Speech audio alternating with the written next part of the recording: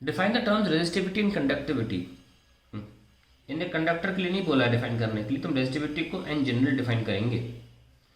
Resistivity, it is an inherent property of any material.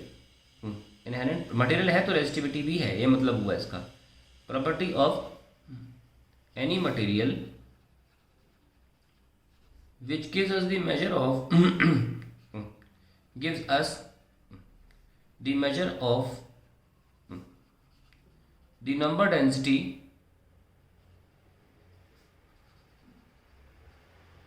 of a material number density बहुत important चीज़ है। Conductor होगा कि नहीं होगा वो नंबर डेंसिटी से पता लगेगा। Number density of material,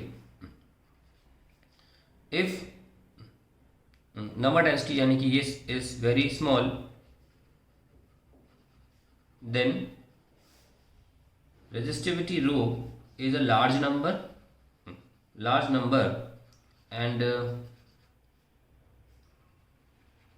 tells us that material is insulator.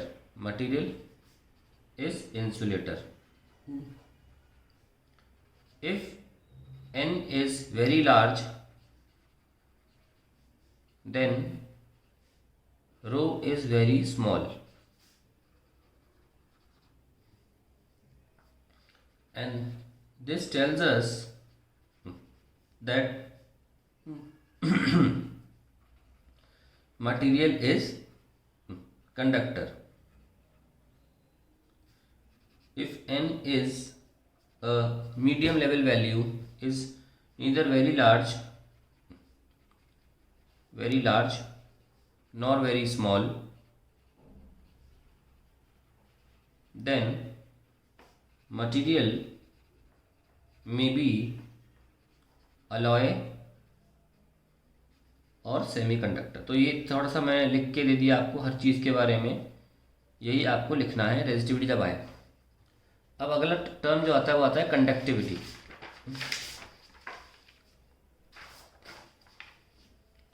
Conductivity, it is a reciprocal of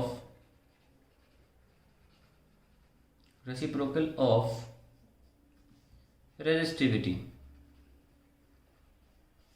Hence it gives us the measure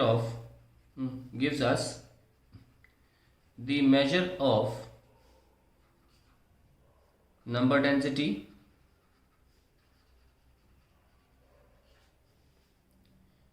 and if n is very large, it is a conductor. If n is very small,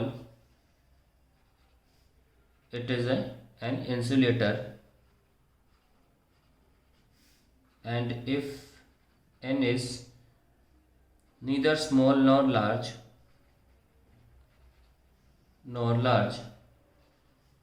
then the material may be an alloy or semiconductor.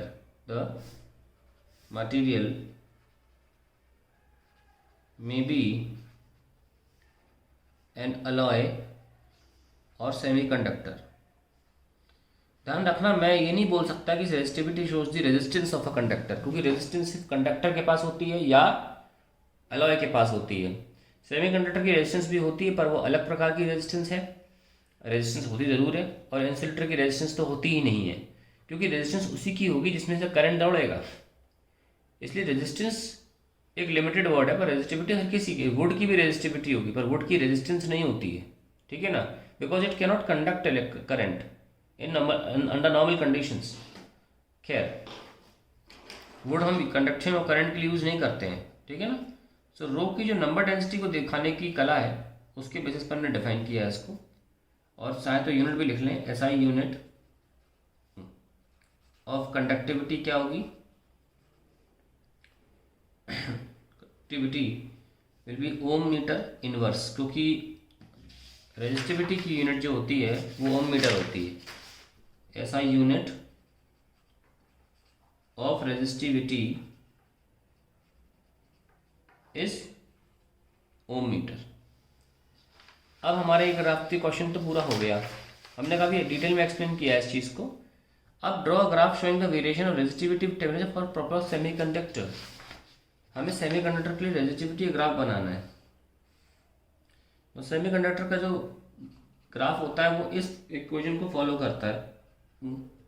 इतना ध्यान नहीं देना क्या लिखा है, ये बात ध्यान दीजिए कि ये एक्सपोनेंशियल और नेगेटिव में है। नेगेटिव में एक्सपोनेंशियल ऐसे बनता है क्योंकि ये 1/x कर्व नहीं है ना, तो इसलिए टच तो करेगा यहाँ, पर यहाँ कभी टच नहीं कर पाएगा। ग्राफ के ऊपर लिख सकते हैं रो बराबर नो नोट ई की power minus e g by k t. यहाँ पर जो ई जी है वो बैंड गैप एनर्जी होता है, बैंड गैप एनर्जी। वो मैं समझा देता हूँ क्या मतलब है उसका। सेमीकंडक्टर में ऊपर कंडक्शन बैंड होता है, नीचे वैलेंस बैंड होता है। ये सब सेमीकंडक्टर में पढ़ाया जाएगा आपको डिटेल में। अभी के लिए मान लो 2 डब्बे हैं, तो इनके बीच में जो फासला होता है एनर्जी का 1.1 इलेक्ट्रॉन वोल्ट होता है मोरलेस। तो अगर इलेक्ट्रॉन के पास ये, इसी को बोलते हैं बैंड गैप एनर्जी। जब ये इलेक्ट्रॉन इतनी एनर्जी अर्जित कर लेते हैं तभी वो वैलेंस बैंड से कंडक्शन बैंड में कूद सकते हैं। कंडक्शन बैंड एक्चुअली खाली देता है, तो जब उसमें से कूदेंगे तो कंडक्शन बैंड में इलेक्ट्रॉन्स आएंगे, तभी कोई चीज़ कंडक्ट करना चालू करेगी। तो ये पर्याप्त एनर्जी रिक्वायर्ड होती है। नॉर्मली कहा जाता है कि रूम टेम्परेचर पे ये और थोड़ी ज़्यादा इससे एनर्जी ऑलरेडी अवेलेबल रहती है, इसलिए इलेक्ट्रॉन्स चाहते रहते हैं वीबी से सीबी। तो मामूली, इसीलिए सेमीकंडक्टर बोला भी गया उन्हें कि मामूली तौर पर वो थोड़ा बहुत करंट कंडक्ट कर लेते हैं। लेकिन बाहर से जब कोई हम एक्सटर्नल चीज़ करते हैं, कोई भी मैकेनिज्म जिससे कि सेमीकंडक्टर और अच्छा बिहेव करे, तो और ज़्यादा इलेक्ट्रॉन्स जाने लगते हैं और कंडक्शन अच्छा हो जाता है। और हम ये बात कंट्रोल भी कर सकते हैं कि कितना हमें कंडक्शन चाहिए, जो कि हम कंडक्टर के केस में कंट्रोल नहीं कर सकते। इसीलिए सेमीकंडक्टर की बेहतरीन एप्लीकेशंस हैं कि हम कंट्रोल करते हैं कि कितना हमें कंडक्शन चाहिए और कितना नहीं चाहिए।